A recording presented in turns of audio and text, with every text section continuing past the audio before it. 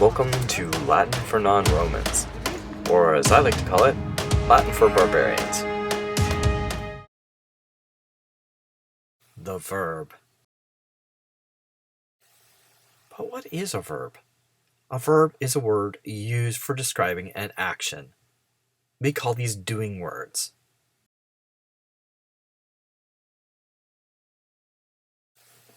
Now, we say Latin is an inflected language. It likes to wrap every word up in a neat little package, and the verb is no exception. A verb can provide us vital clues about a sentence. For example, the endings tell us the person, who is doing the action, number, how many of us are there, tense, when are we doing it, voice, active or passive, and finally mood, indicative or subjunctive. Just like nouns, Latin verbs can be categorized into various types. We call these types conjugations. These classifications are based on theme vowels, A, E, short E, and I, and the behavior of the verbs in the present system. The second conjugation includes all verbs which add a thematic vowel E to the root to form the present stem. Why are principal parts so critical to the formation of our verb? Because they provide you with a starting point for conjugating your verb.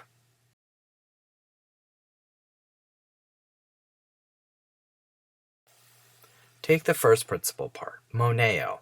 It's the first person singular, present active indicative, meaning I warn.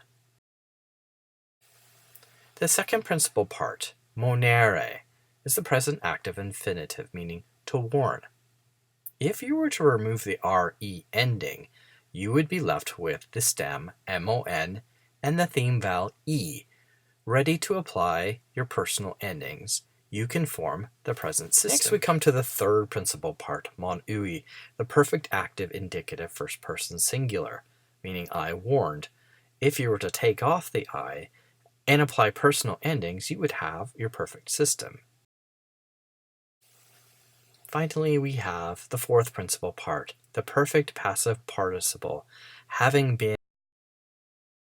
To form the present tense, we look to the second principal part, the infinitive, monere.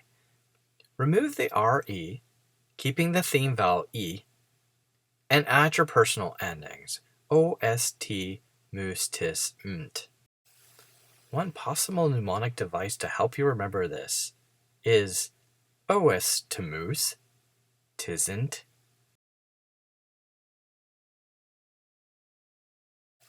Let's go ahead and form the present tense. And if we look to the first principal part, moneo, we already have the first person singular.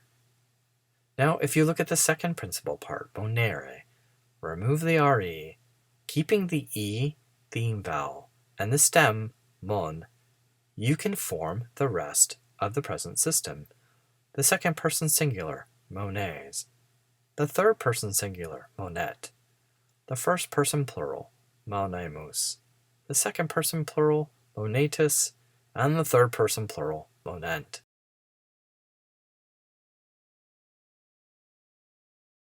Let's go ahead and take a look at the imperfect tense. This is an incomplete or a continuous action that happened in the past. So if you take a look, we have mon, the stem, e, our theme vowel, and the following personal endings. Bombas bot, bomus botus bont. If we rocket ahead into the future, we will notice that we have the same stem, mon, and our theme vowel, e, but we have changed the personal endings to bo, bis, bit, bemis, bitis, bunt. Mone bo, I will warn, mone bis, you will warn, mone bit, he, she, it will warn, mone bemus, we will warn, mone bitis, you all will warn, mone bunt, they will warn. Now let's go ahead and take a look at the perfect system. Notice that we have changed our sem to monu.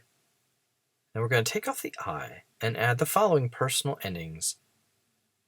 I isti it, imus istis erunt. So mon ui, mon uisti, mon uit, moanimus, moanistis, monoerunt. I warned, you warned, he, she, it warned, we warned, you all warned. Now, if we turn to the pluperfect, it's really interesting. We've got our perfect stem, mon u, but we've attached the personal endings for the verb sum, the verb to be, and the imperfect.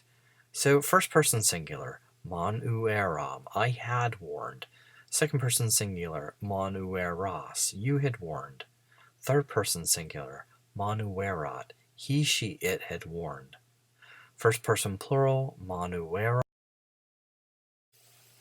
Finally, we come to the future perfect. And again, we have that perfect stem, mon u. But what we're going to do now is apply the future forms of the verb to be, aro, aris, arit, arimus, aritis, arint.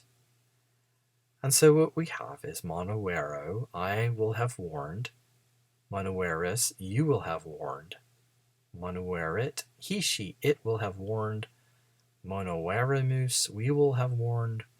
Monoeritis, you all will have warned. And monoerint, they will have warned. Thank you all for joining me today for Latin for Non-Romans. I look forward to seeing everyone next time.